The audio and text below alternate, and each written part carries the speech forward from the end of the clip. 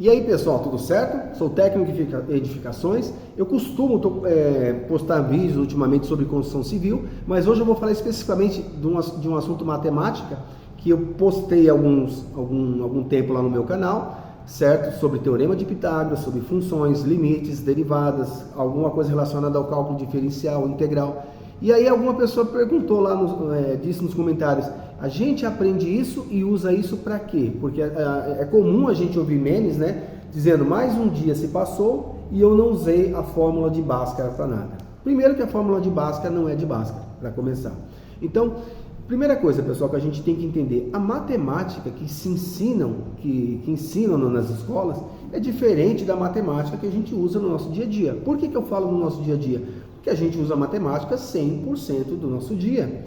E as pessoas falam, onde eu vou usar o teorema de Pitágoras?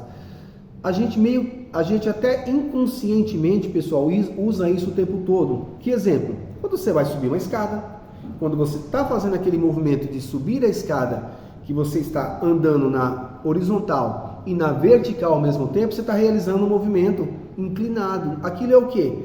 É a diagonal do meu triângulo retângulo, que é o triângulo retângulo que a gente usa no cálculo do teorema de Pitágoras.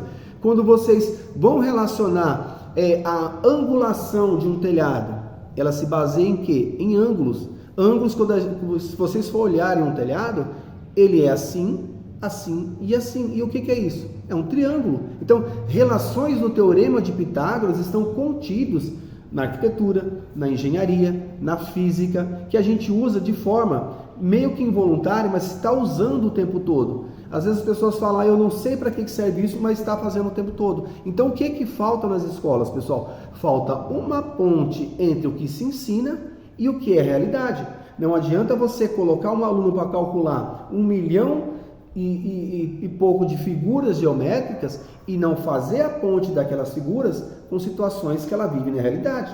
Por exemplo, é comum a gente perguntar para alguma pessoa no canteiro de obras como se calcula a área de um terreno e ela não sabe. E aí você coloca uma figura geométrica no caderno representando um retângulo e ela fala, eu sei. Então é a mesma situação, só que vistas de pontos diferentes. Então falta isso nas escolas, falta essa ponte entre a matemática que se ensina e a realidade. Por exemplo, uma função do primeiro grau. O que é uma função do primeiro grau? Eu associo dois valores. Quando eu associo dois valores, é como se eu tivesse... vou dar um exemplo por aqui. Eu peguei um táxi. Então, a saída do meu táxi é tantos valores, é tanto de real, e o que ele anda por quilômetro é X valor. Então, o que ele andar por quilômetro é o que eu vou pagar mais o preço da saída dele. Isso é o que? É uma equação do primeiro grau. Então, se a gente começar a se atentar em modelos matemáticos que a gente utiliza nas escolas e fazer essa ponte para a realidade, as coisas ficam mais fáceis. Por exemplo, uma função do segundo grau. Então, toda função, pessoal, toda equação, ela descreve uma realidade. Ela é uma maneira simplificada da gente resolver questões habituais que a gente tem no nosso dia a dia. Por exemplo, se você chuta uma bola e a trajetória da bola é descrita por uma função do segundo grau, certo? Então, alguns fenômenos físicos são descritos por funções, por equações. Então, não me venha com essa que eu não vou usar isso, eu não vou usar aquilo, você está usando.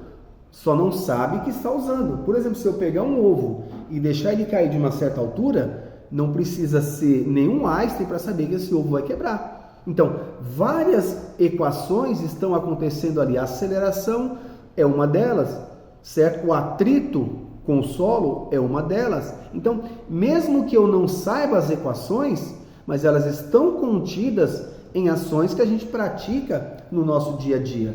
Então, eu acho assim, antes das pessoas falarem que eu não uso isso para nada, pare um pouquinho e pense, você usa sim.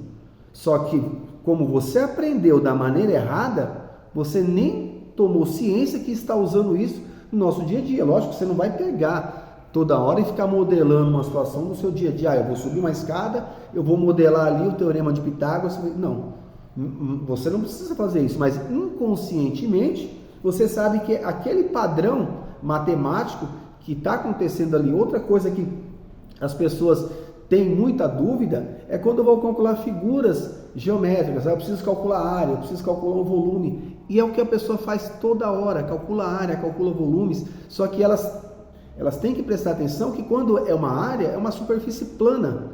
Eu não levo em consideração a espessura, né, do meu elemento.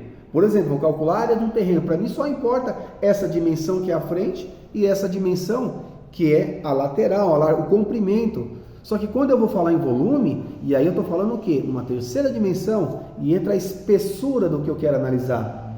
Então o volume, pessoal, é tudo aquilo que tá ali dentro daquela figura, que às vezes eu não consigo enxergar. Por exemplo, o volume de água que tem numa piscina. Eu preciso saber a largura, a altura, eu preciso saber o comprimento. Então, coisas que a gente usa no nosso dia a dia, que a gente aprendeu lá na escola e nem se deu conta que a gente está usando. Então, essa foi uma dica que eu queria dar para vocês, mais um esclarecimento mesmo, que quando as pessoas forem falar que não está usando isso, então procure sempre fazer uma ponte entre a matemática e a realidade, porque a matemática é simplesmente uma forma que a gente encontra para modelar problemas que a gente usa no nosso dia a dia, porque a matemática a gente usa em 100% do tempo, beleza? Até uma próxima.